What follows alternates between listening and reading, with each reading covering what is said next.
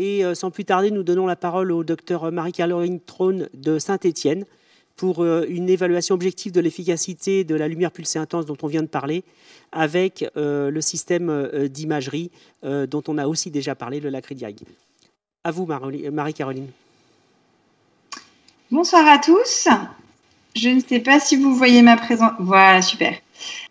Je vais donc de l'efficacité objective, de l'efficacité du traitement IPL par la Christine dans le dysfonctionnement des glandes de Babeaumius. Voilà. Donc, je pense que vous avez déjà dû aborder, même si je ne l'ai pas vu, le dysfonctionnement des glandes de Babeaumius, donc qui est l'étiologie la plus fréquente de la sécheresse oculaire. Plusieurs traitements peuvent être instaurés seuls ou en combinaison, et c'est dans ce cadre que les traitements par IPL représentent actuellement une thérapeutique récente et prometteuse, qui peuvent être proposées dès la deuxième étape des syndromes secs. Donc, l'Acristim, donc le nouvel appareil d'IPL de Cantel, est marqué CE depuis un peu plus d'un an, depuis mai 2019. Ses particularités, donc, c'est qu'il présente un spectre de lumière de traitement compris entre 610 et 1200 nanomètres. L'affluence est délivrée par train de pulse qui permet d'éviter un échauffement excessif au niveau des tissus. La pièce main est assez ergonomique et possède elle-même un système de refroidissement par eau intégré. Il n'y a pas de consommable nécessaire pour chaque patient, ce qui permet d'un faible coût d'utilisation. Le Lacridiag, je ne reviens pas dessus. Je pense que vous en avez largement parlé. Il permet d'analyser de façon objective les différentes couches du film lacrymal. Notre étude, du coup, avait pour objectif d'évaluer objectivement grâce au Lacridiag l'efficacité des traitements par IPL dans le dysfonctionnement des glandes de Babeaumius en pratique clinique courante. Nous avions comme second objectif de confirmer la sécurité de ce traitement. La diapositive suivante. Donc, nous avons réalisé une étude monocentrique observationnelle rétrospective où nous avons inclus en fait les 45 premiers patients traités par la Christine. Tous présentaient donc un dysfonctionnement des glandes de Babeaumius léger à modéré, stable depuis au moins 6 mois. À l'exclusion, nous avons évidemment exclu tous les patients présentant des pathologies cutanées qui contre-indiquaient la réalisation du traitement et tous les patients également qui avaient des modifications récentes de leur traitement concomitant afin d'éviter un biais supplémentaire. Le recueil des données a été réalisé de façon rétrospective à partir des dossiers médicaux des patients. Le protocole de traitement par la Christine est assez simple. Il repose donc sur 3 séances de traitement, une à J0, une à J15 et une à J45. Comme vous voyez sur le schéma, 4 tirs par œil sont réalisés, 3 au niveau de la pommette et 1 sur la zone temporale. Nous avons réalisé pour notre étude, tous les traitements ont été réalisés à une fluence de 8 joules par centimètre carré. Les lunettes de protection à la fois pour le patient et pour le médecin sont nécessaires. Diapositive suivante. Au niveau de l'évaluation, donc nous avons réalisé une évaluation clinique du dysfonctionnement des glandes de Babeaumius, J0, J45, M3 et M6, avec quantification du score d'Oxford, du BUT, du test de Schirmer et du questionnaire OSDI. Nous avons adjoint une évaluation objective par la Lacridiag, de l'interférométrie, de la mammographie, de la hauteur du ménisque de l'arme et du nibut.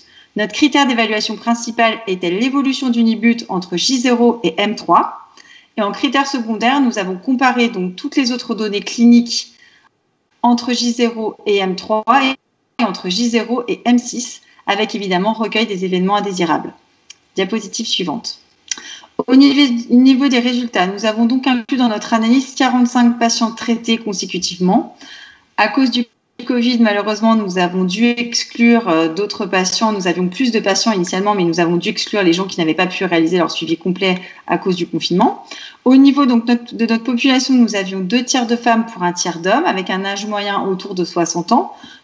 Tous avaient des dysfonctionnements des glandes de Babeaumius acquis avec hypoexcrétion. Diapositive suivante. Au niveau des résultats, comme vous pouvez le voir sur ces différents graphiques, au niveau du nibut, il existe donc une amélioration significative du nibut de 1,6 secondes en moyenne entre J0 et M3. Cette amélioration est continue à M6. Également une une amélioration significative de l'OSDI, du score d'Oxford et de l'interférométrie, à M3, mais également avec une amélioration qui est stable et qui dure jusqu'à M6. Au niveau, par contre, du NIBUT, de la hauteur du ménisque de l'arme et du test de Schirmer, nous n'avons pas retrouvé de changement significatif. La sécurité était excellente puisqu'aucun événement indésirable n'avait été. Diapositive suivante. Là, je vous ai remis la façon dont se présentent les résultats sur le Lacridiag. En haut, vous avez donc l'évolution du NIBUT, par exemple, chez ce patient entre J0 et M3. En bas, vous avez les autres paramètres qui sont la hauteur du ménisque de l'arme, l'interférométrie et la mémographie. Diapositive suivante. Au niveau donc de la discussion, au niveau de l'efficacité, donc c'était la première étude concernant le Lacristim, avec des résultats que nous trouvons encourageants, puisqu'il montre un rôle bénéfique du Lacristim sur les glandes de Bébonius et donc sur la couche lipidique, avec une meilleure stabilité du film lacrymal prouvé par le NIBUT et amélioration des symptômes ressentis par le patient, ce qui a été montré par l'OSDI. Au niveau de la littérature, les autres études publiées avec d'autres appareils IPL retrouvent des résultats similaires. Diapositive suivante. L'originalité de cette étude était l'évaluation du critère d'évaluation principal à 3 mois, mais avec un suivi prolongé à M6. La plupart des études proposent des durées de suivi plus courtes, de 45 ou 75 jours seulement. Les résultats nous ont montré donc des résultats durables à M6 au niveau du NIBUT, de l'OSDI, de l'Oxford et de l'interférométrie. Cela permet notamment de se poser des questions sur faut-il retraiter. On sait que maintenant que les traitements IPL ont l'air efficaces, la question qui se pose actuellement, c'est faut-il retraiter les patients? Faut-il par exemple réaliser une session annuelle chez les patients satisfaits? Tout ça, bien sûr, reste à démontrer. Au niveau de l'affluence, nous avons décidé d'utiliser l'affluence la plus faible possible avec l'appareil, à 8 joules par centimètre carré, afin d'avoir des résultats comparables sur tous nos patients. Les autres appareils d'IPL proposent des affluences plus élevées, mais sans possibilité de traiter les phototypes foncés, ce qui est le cas avec le Lacristim. Au niveau de la sécurité, le Lacristim semble être un appareil de traitement sûr, puisque nous n'avons relevé aucun effet indésirable ni complications. À savoir que dans la littérature, les complications post-IPL sont très rares. Quelques rares cas d'uvéite et un case report de néovascularisation choroïdienne est décrit. Diapositive suivante. Notre étude, cependant, présente donc des limites méthodologiques, notamment l'absence de groupe contrôle, comme c'est retrouvé malheureusement dans la plupart des études. Très peu d'essais cliniques prospectifs contrôlés randomisés sur ce sujet sont actuellement nécessaires. Au niveau du choix du critère d'évaluation, c'est toujours un petit peu la question qu'il faut se poser dans les essais sur la sécheresse oculaire. Le NIBUT apparaît être réellement un critère objectif et robuste, puisque son évaluation est automatisée complètement avec le Lacridiag, donc ça nous a semblé être un bon critère de jugement principal. Bien sûr, cela ouvre la voie à de futurs essais multicentriques contrôlés, randomisés sur un très grand nombre de patients pour pouvoir évidemment confirmer ces résultats. On se pose également la question de réaliser des essais sur des petits types de patients, par exemple chez des enfants, chez des patients allergiques ou même chez des patients présentant un dysfonctionnement des glandes de Bébonius extrêmement sévère, comme chez les patients GVH par exemple. En conclusion, les résultats de cette étude montrent que le Lacristim semble être un traitement efficace, rapide et sûr pour le traitement des dysfonctionnements des glandes de Bébonius. Son couplage au Lacridiag permet une évaluation objective des résultats, même si évidemment nous espérons pouvoir entreprendre un essai clinique randomisé contrôlé dans les futurs mois qui vont arriver. Je vous remercie énormément de votre attention. Merci au Dr Traun pour cette très belle étude qui combine une analyse en imagerie moderne et une technique de traitement des dysfonctionnements béboniens, elle aussi parfaitement moderne.